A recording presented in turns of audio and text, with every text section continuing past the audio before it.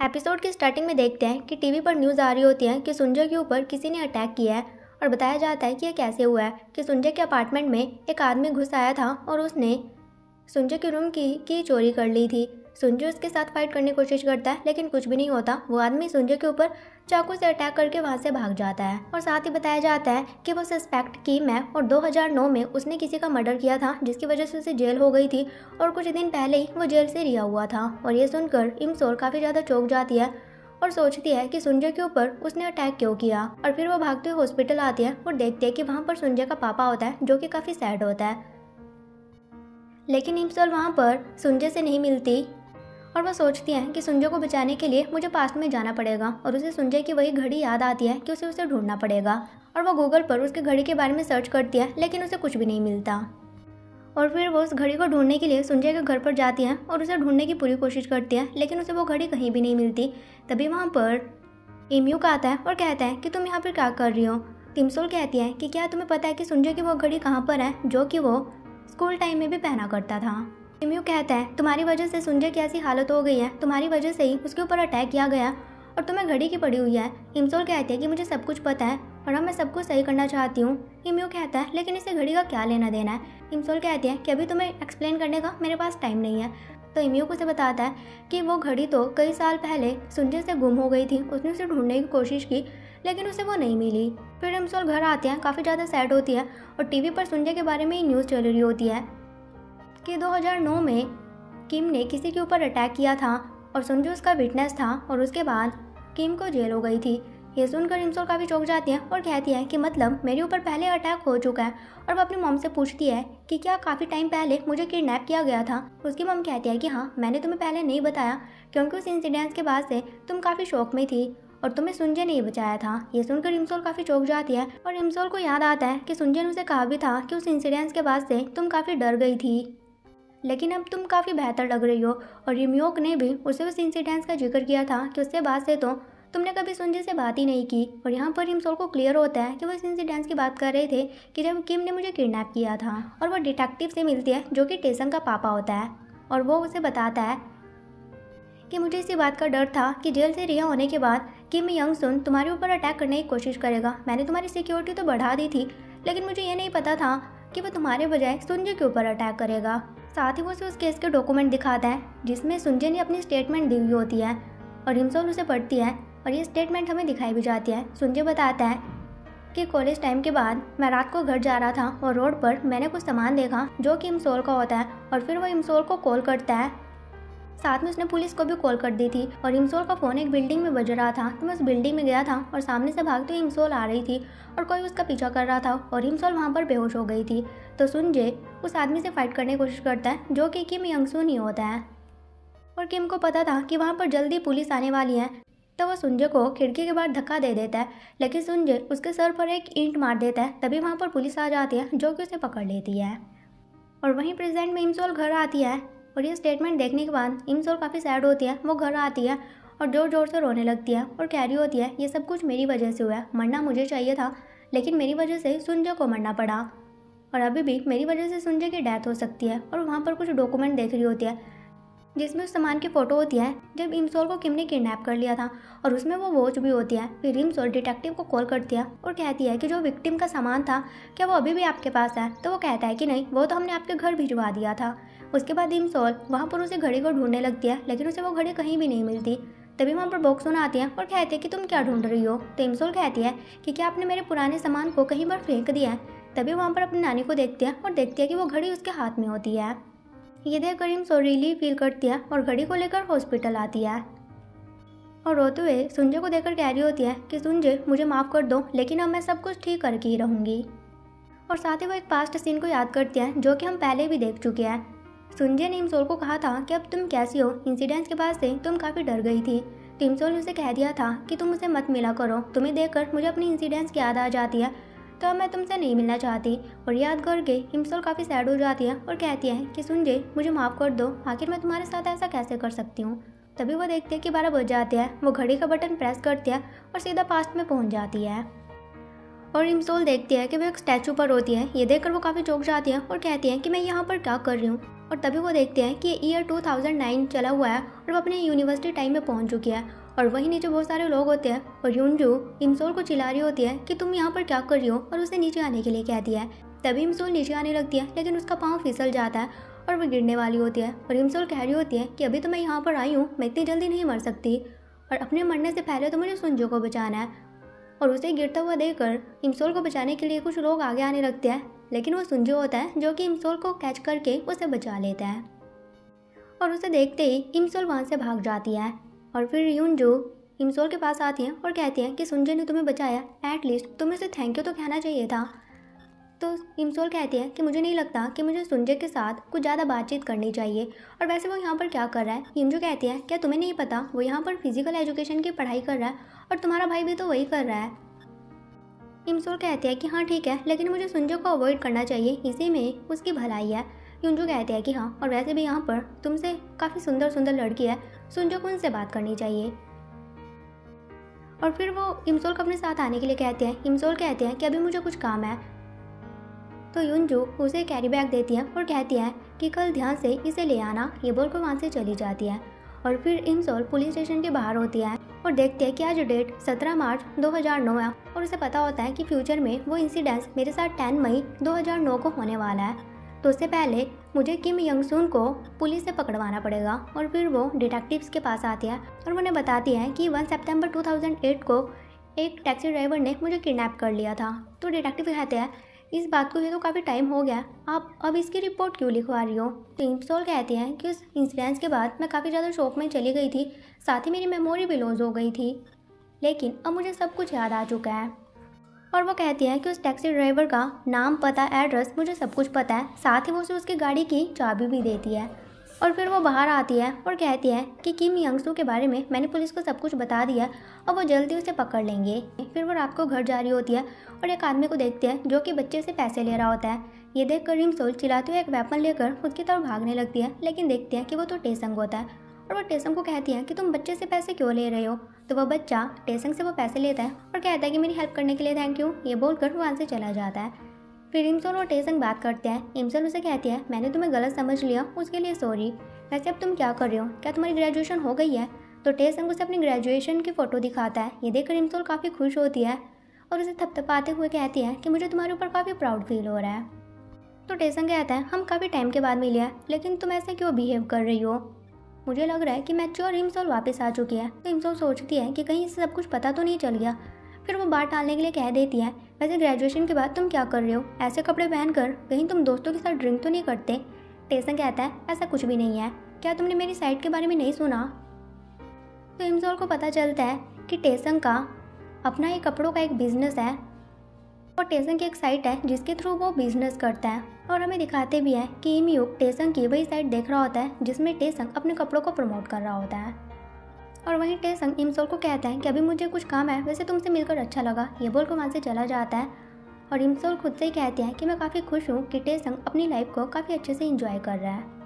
फिर हम सुंजो को देखते हैं जो कि एक सॉन्ग लिख रहा होता है, साथ ही याद कर रहा होता है कि कैसे इमसोल मुझे देखते ही भाग गई थी। और वो कहता है कि वो तो ऐसे भाग गई जैसे कि उसने कोई भूत देख लिया हो। तभी वहाँ पर इमयूक आता है और उसका वही सॉन्ग देखने लगता है और देखकर कहता है कि क्या ये तुमने इमसोल के लिए लिखा है, लेकिन सुंजो से वो ले लेता है और कहता है कि ऐसा कुछ भी नहीं है। तो इमयूक उसे कहता है कि क्या तुम कुछ सोच रहे हो। तो सुंजो कहता है कि पहले इमसोल जब भी मुझे देखती थी तो वो मुझे अवॉइड करने की कोशिश करती थी, लेकिन इस बार तो उल्टा ही हो गया, वो तो मुझे देखकर भाग ही गई, इस बार कुछ अलग लग रहा था। इमयूक कहता है कि अलग कैसे। सुंजो कहता है कि इस बार इमसोल का फेस रेड हो गया था और साथ ही मुझे लग रहा था जैसे उसमें कोई इमोशन है। इमयूक कहता है मुझे ऐसा लगा था, लेकिन मुझे नहीं लगता कि ऐसा कुछ है, मुझे लगता है क्या वो तुम्हें देखना भी पसंद नहीं करती, उसने तुम्हें पूरी तरह से छोड़ दिया। और वैसे क्या तुम्हें बिल्कुल भी सेल्फ रिस्पेक्ट नहीं है, उसने तुम्हें रिजेक्ट कर दिया था, लेकिन फिर भी तुम मूव ऑन कर ही नहीं पा रही हो और उसी यूनिवर्सिटी में आ गई जिसमें कि इमसोल पढ़ती है।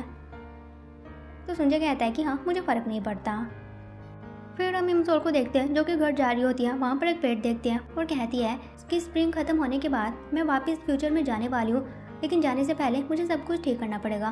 तभी वहाँ पर सुंजो को देखते हैं जो कि घर के अंदर जा रहा होता है, उसे देखकर वो छुप जाती है और फिर वो अपने रूम में आती है और एक कैलेंडर पर 10 मई डेट को मार्क कर लेती है। तभी वहाँ पर इमयूक आता है और वो कहती है कि आने से पहले लॉक करके आया करो। इमयूक कहता है कि हाँ हाँ ठीक है, वैसे मुझे तुम्हारा ऑटोग्राफ चाहिए, मुझे पता चला है कि तुम बहुत ही ज़्यादा फेमस हो गई हो।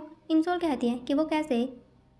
समीयुक उसे कहता है कि तुम एक हॉर्स के स्टैचू पर थी और तुम्हारी ये फ़ोटो पूरी तरह से वायरल हो रही है। इतना फेमस तो मैं भी कभी नहीं हुआ। इमसोल कहती है कि अपनी बकवास बंद करो। फिर वो उसे पूछती है कि तुम भी फिजिकल एजुकेशन की स्टडी कर रही हो, क्या तुम सुंजय को जानते हो। इमयू कहता है कि नहीं। इमसोल कहते हैं कि अगर तुम्हारी उससे मुलाकात हुई तो उसे बिल्कुल भी परेशान मत करना और बुली करने की उसे गलती कभी भी मत करना। फिर इमयूक अपने फेस पर कैप लगाता है और कहता है कि मैं कैसा लग रहा हूँ। इमसोल कहती हैं तुम बिल्कुल बेवकूफ़ लग रही हो। और फिर इमसोल खुद से कहते हैं कि पता नहीं इमयूक ने युनजुन को अपने प्यार में कैसे डाल लिया। और फिर वो कैरी बैग से स्प्रे निकालती हैं, उसे स्प्रे करती हैं और सामने इमग्योम आ जाता है और स्प्रे की वजह से उसकी आंखों में काफ़ी जलन होने लगती है। इमसोल कहती है कि ये तो काफ़ी अच्छा है, मुझे इसका अच्छे से यूज़ करना चाहिए। फिर हम सुंजय को देखते हैं, उसका पापा उसे बताता है कि तुम्हारी तरह एक प्लेयर के शोल्डर में इंजरी हो गई थी और इस सेंटर में उसका इलाज किया गया था, तो मुझे लगता है कि वहाँ पर तुम्हारा भी इलाज हो सकता है, तो तुम्हें इस सेमेस्टर से ब्रेक लेकर वहाँ पर अपनी ट्रीटमेंट के लिए जाना चाहिए। तो संजय कहता है कि ठीक है, मैं इसके बारे में सोचूंगा। और उसके बाद संजय उसी सॉन्ग को देखने लगता है जो कि उसने इमसोल के लिए लिखा था। साथ ही वो उस सीन को याद करता है कि जब उसने इमसोल को कन्फेस कर दिया था कि मैं तुम्हें पसंद करता हूँ। पहले मुझे बारिश से नफरत थी, लेकिन जब मैंने तुम्हें पहली बार देखा था तब बारिश हो गई थी और उसके बाद से मुझे बारिश काफ़ी पसंद है। और फिर वो उस सीन को याद करता है जब इमसोल ने उसे कह दिया था कि मैं तुम्हारे लव को एक्सेप्ट नहीं कर सकती, जब भी तुम मेरे साथ होते हो मुझे काफ़ी अनकम्फर्टेबल फील होता है, तो प्लीज़ मुझे माफ़ कर दो, मैं तुम्हारा प्रपोजल एक्सेप्ट नहीं कर सकती। फिर हम टेसंग को देखते हैं जो कि अपने पापा को पुलिस स्टेशन में देने के लिए सामान आता है और कहता है कि आपको घर टाइम से आना चाहिए। तो उसका पापा कहता है कि यहाँ पर मेरा काफ़ी टाइम पेंडिंग पड़ा हुआ है, तो मैं जल्दी घर नहीं आ सकता। फिर टेसंग वहाँ से जाने लगता है तो उसका पापा अपने सामान को देखता है तो देखता है कि उसमें तो यूनिवर्सिटी के स्टूडेंट की ड्रेस होती है और कहता है कि तुम्हें क्या लेकर आ गए हो। और ऐसा इसलिए होता है जब टेसंग इमसोल से मिला था तो इमसोल और टेसंग का बैग स्विच हो गया था। फिर युनजो को देखते हैं जो कि इमसोल के घर आती है। इमसोल सोई हुई होती है, वो उसे उठाती हैं और कहती हैं कि जल्दी से रेडी हो जाओ, हमें फील्ड ट्रिप पर भी जाना है। इमसोल कहती है कि क्या। युनजो कहती है कि हाँ, क्या तुम भूल गई। और वो अपना उसे वही कैरी बैग मांगती है तो देखती हैं कि उसमें तो आदमी के कपड़े होते हैं जो कि टेसंग के पापा के होते हैं। ये देखकर वो काफ़ी चौंक जाती है। फिर हम देखते हैं कि सभी बच्चे फील्ड ट्रिप के लिए जा रहे होते हैं और सभी एक ही ट्रेन में होते हैं और वहाँ पर संजय भी होता है और इमसोल ने खुद को संजय से छुपाया हुआ होता है और कैप लगाई हुई होती है। तो वहाँ पर एक लड़का उन्हें एक स्टोरी बताने लगता है कि फील्ड ट्रिप के दौरान जो भी नशे में लड़का लड़की एक दूसरे से मिलते हैं उनकी किस हो जाती है। साथ में कुछ कपल्स की शादी हो गई थी लेकिन बाद में डिवोर्स भी हो गया था। तो बेटर यही होगा कि तुम में से कोई भी ड्रिंक मत करना और अपोजिट जेंडर से दूर रहना।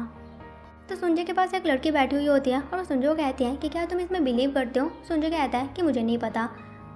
और वहीं युनजो इमसोल को कह रही होती है कि तुम्हारे भाई के इंस्टाग्राम पर अब उसके और उसके गर्लफ्रेंड की पिक्स नहीं है, उसने डिलीट कर दिया कि उनका ब्रेकअप हो गया। तो इमसोल कहती है कितने सारे लड़कों में तुम्हें सिर्फ इमग्योम ही क्यों पसंद आया। युनजो कहती है कि ऐसा कुछ भी नहीं है, मैं तुम्हारे भाई में इंटरेस्टेड नहीं हूँ। और इमसोल को धक्का दे देती है और इमसोल एक लड़के से टकरा जाता है और उसकी कैप गिर जाती है तो अपना फेस छुपाती है ताकि सुंजू उसे देख ना ले। और खुद से कहती है कि बस कैबिन तक पहुँचने की देर है, उसके बाद तो हमारा कैबिन अलग अलग होगा। लेकिन जब वो कैबिन पहुंचते हैं तो उन्हें पता चलता है कि वो सभी तो एक ही कैबिन में ठहरने वाले हैं। और वहीं सुंजय इमसोल को देख लेता है और वो काफ़ी खुश होता है और इमग्यो को कहता है मुझे तो पता ही नहीं था कि इमसोल भी यहाँ पर आई हुई है। और वहीं युनजो वहाँ पर इमग्योम को देखते हैं, उसे देखकर वो काफ़ी खुश हो जाती है। फिर इमग्योम सुंजय से बात करता है और कहता है कि तुमने वो स्टोरी सुनी ना कि ड्रिंक की हालत में एक दूसरे को किस हो जाती है, तो तुम मेरी बहन से दूरी रहना क्योंकि तुम मेरे जीजा नहीं बन सकते और तुम मेरे जीजा बनने की लिस्ट में तो बिल्कुल भी नहीं हो। तो संजय कहता है अगर तुम्हें अपनी बहन की इतनी फिक्र है तो तुम्हें उसके साथ अच्छे से बिहेव करना चाहिए। और एक लड़की इमसोल को कहती है कि ये जगह काफ़ी अच्छी है और हमने इसे खुद ही चूज़ किया है। ये सुनकर इमसोल को गुस्सा आता है और वहाँ से भाग जाती है। संजय उसे भागते हुए देख लेता है और कहता है कि ये मुझे भाग क्यों रही है, क्या ये मेरा फेस बिल्कुल भी नहीं देखना चाहती। और वहीं इमसोल भागते हुए उसी लड़के से टकरा जाती है जिससे कि वो बस में भी टकराई थी।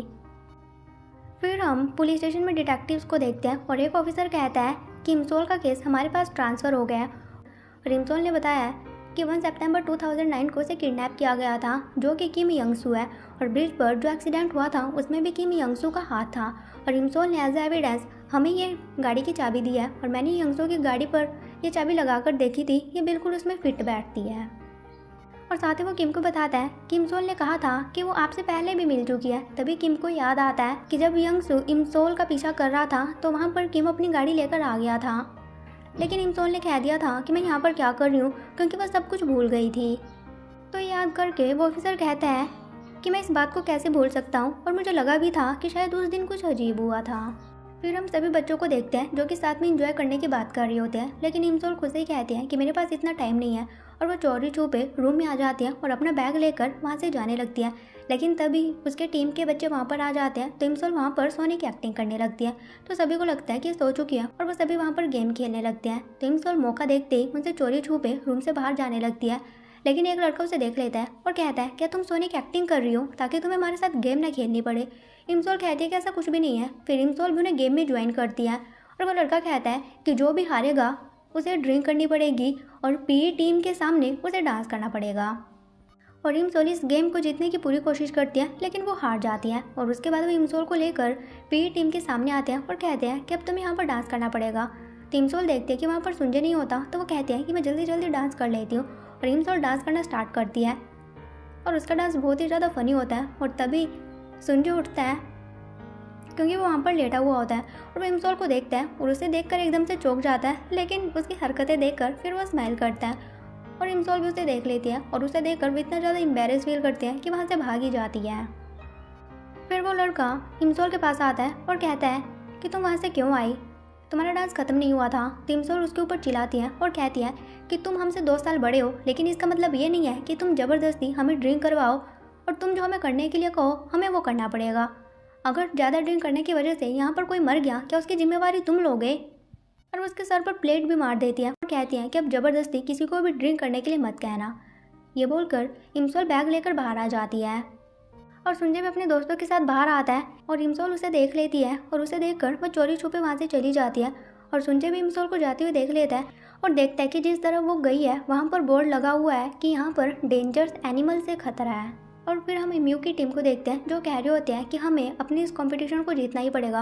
और तभी वहाँ पर एक ऑडिशन का बोर्ड देखते हैं और कहते हैं कि हमें इस ऑडिशन में पार्टिसिपेट करना चाहिए।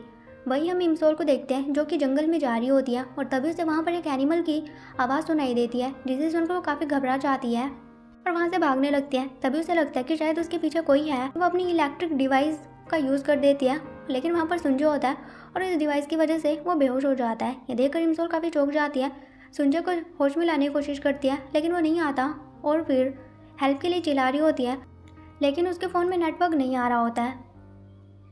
और तभी सुंजे उठता है। इमसोल कहती है क्या तुम ठीक हो। सुंजे कहता है कि हाँ।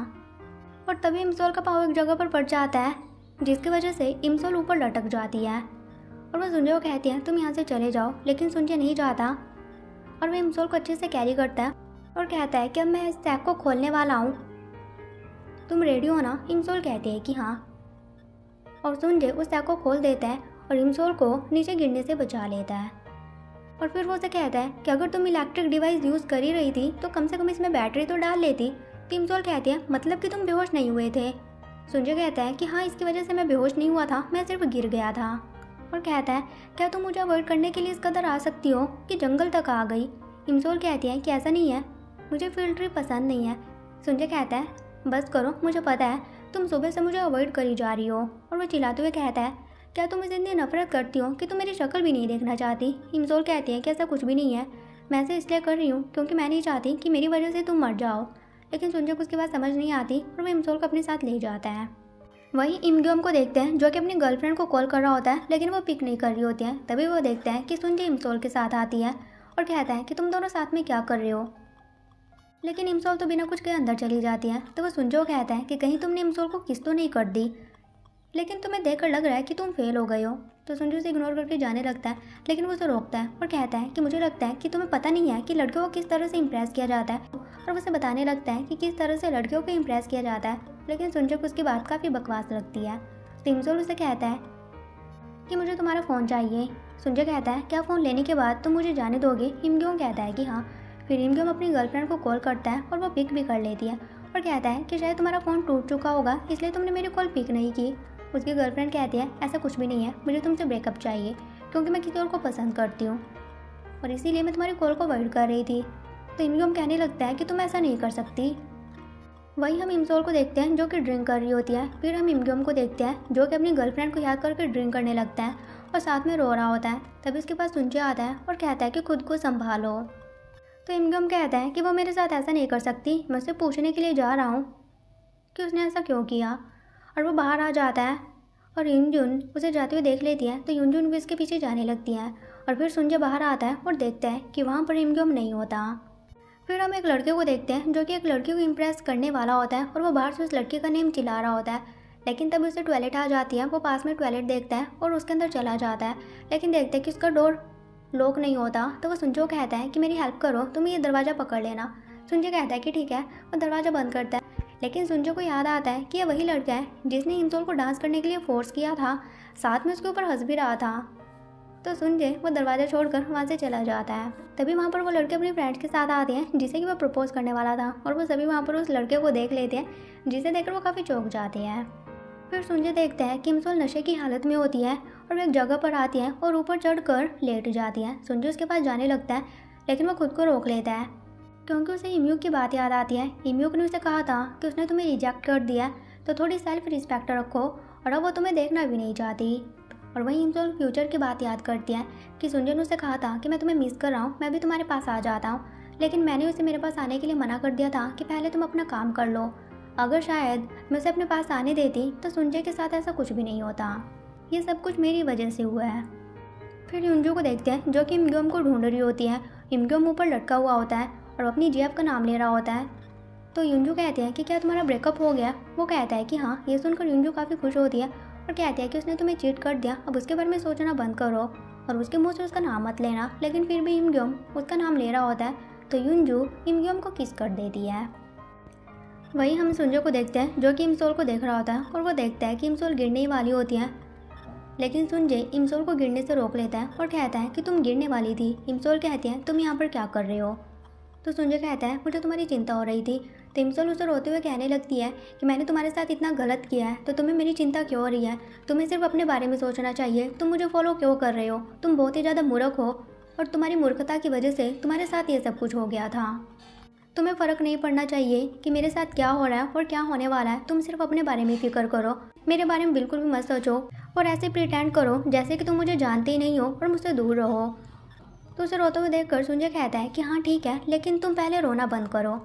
वहीं हम पुलिस ऑफिसर को देखते हैं जो कि यंगसू की उसी जगह पर आते हैं जिसका एड्रेस इमसोल ने दिया था, लेकिन उस जगह पर आग लग चुकी होती है और यंगसू वहीं पर छुप कर उन्हें देख रहा होता है। फिर सुनजे इम्यू के पास आता है। इम्यू कहता है कि जो सॉन्ग तुमने इमसोल के लिए लिखा था हमें उसे शो में परफॉर्म करना चाहिए। सुनजे कहता है तुम्हें तो वो पसंद नहीं था। इम्यू कहता है कि हाँ, लेकिन अब मुझे वो पसंद है। सुनजे कहता है कि क्या उस सॉन्ग को तुमने किसी और को भी सुनाया है। इम्यू कहता है कि नहीं, इसलिए तो मैं चाहता हूँ कि तुम्हें उस सॉन्ग को शो में परफॉर्म करना चाहिए। फिर हम इमसोल को देखते हैं जो कि ऑफिसर को कॉल करती है और उसे यंगसू के बारे में पूछती है। तो ऑफिसर उसे बताते हैं कि हम यंगसू की जगह पर गए थे, लेकिन वहाँ पर आग लगी हुई थी, जैसे कि यंगसू को पहले से ही पता था कि किसी ने उसकी रिपोर्ट कर दिया है। ये सुनकर इमसोल काफ़ी चौंक जाते हैं कि क्या यंगसू फिर से मुझे ढूंढने के लिए आएगा, लेकिन अगर वो मुझसे पहले सुनजे से मिल गया तो क्या होगा। मुझे उसे सुनजे से मिलने से रोकना पड़ेगा। और अपना सामान पैक करके वहाँ से जाने लगती है। तभी वहाँ पर सुनजे आता है।